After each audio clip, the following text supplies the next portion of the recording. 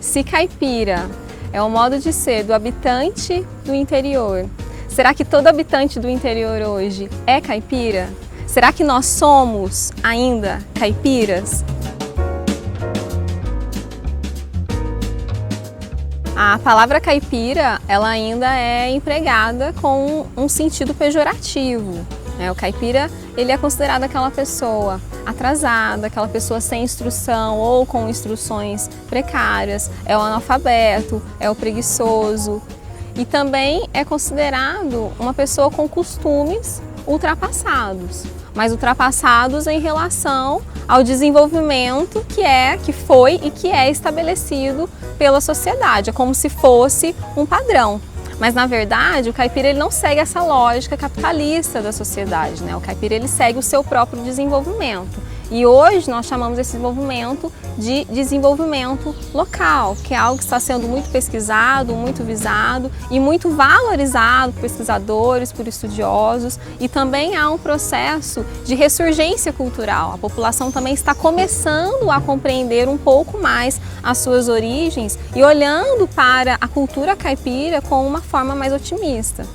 Essa imagem do caipira ultrapassado, ele foi muito divulgado nas obras do escritor Monteiro Lobato.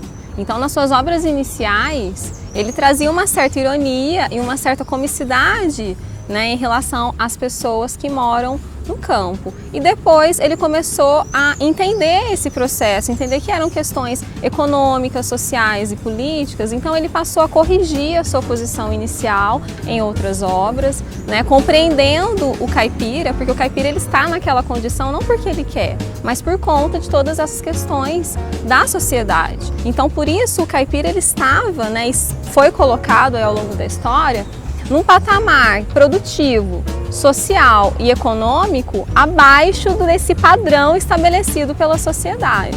Então, para eu entender se eu sou caipira hoje, eu preciso primeiro me desfazer desses preconceitos e compreender mais os elementos que fazem parte dessa cultura caipira. E esses elementos eles estão vivos hoje dentro dessa cultura, dentro de todas essas manifestações populares.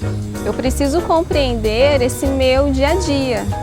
Quais são os meus hábitos? Quais são os meus costumes? Qual a origem desses meus hábitos e desses meus costumes?